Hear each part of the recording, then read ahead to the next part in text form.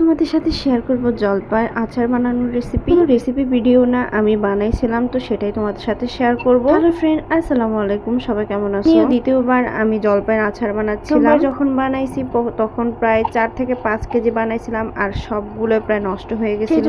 আজকে শুধু আধা কেজি নিয়েছিলাম তার জন্য যে এটা বানালে পারফেক্ট হয় কিনা। আবার যখন বানাইছিলাম বুঝতে পারি নাই, জলপাইটা সিদ্ধ না করে আমি দিয়ে দিয়েছিলাম, আর ওইভাবে বানানোর পরে একদম বানানোর শেষে যখন আমি তেল দিয়ে রেখে দিয়েছিলাম, তারপরে ওগুলো শক্ত হয়ে গেছে, পরে আর খাওয়া যায়নি। অনেকগুলো জলপাইয়ের সাথে অনেকগুলো মশলা সবকিছু নষ্ট হয়ে গেছিল, তো সেজন্য এবার একটু কম করে বানাচ্ছি। ছিলাম যে এটা যদি হয় তাহলে আবার বেশি করে এনে বানাবো, কারণ আমার বাসায় জলপাইয়ের আচার সবাই অনেক বেশি পছন্দ করে, ইভেন আমারও অনেক বেশি পছন্দ। মেয়েটা আচার খেতে অনেক বেশি পছন্দ করে, তো বেশি তার জন্যই বানাই। যে সিজনে যেটা বের হয় সেটাই আমি বানানো ট্রাই করি। আচার পছন্দ করে না এমন কোনো ব্যক্তি মনে হয় যে দুনিয়াতে নাই। আচার, চালতার আচার সবকিছু বানাতে পারি, তবে জলপাইয়ের আচারটা বানাতে পারতাম না, তবে এখন শিখে গেছি।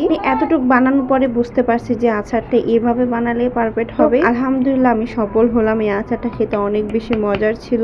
গতকালকের ভিডিও রাত্রে বানিয়ে ফেলছিলাম, তোমাদের সাথে শেয়ার করছি। আলহামদুলিল্লাহ আমার আচারটা অনেক বেশি সুন্দর হয়েছে। পরবর্তীতে অনেক বেশি করে বানাবো, তোমার সাথে শেয়ার করবো।